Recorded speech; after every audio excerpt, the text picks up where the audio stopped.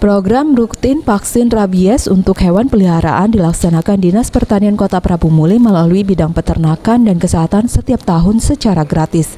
Hingga April ini sebanyak 300 ekor hewan peliharaan mulai dari kucing, anjing, musang, hingga kera telah divaksinasi. Selama setahun, vaksinasi dilakukan yang menyasar keluarga yang memiliki hewan peliharaan, khusus pemilik anjing, petugas bisa dihubungi dan datang langsung ke rumah. Sedangkan untuk kucing, pemilik hanya datang ke posko yang didirikan Dinas Pertanian Kota Prabu Muli bidang peternakan dan kesehatan hewan.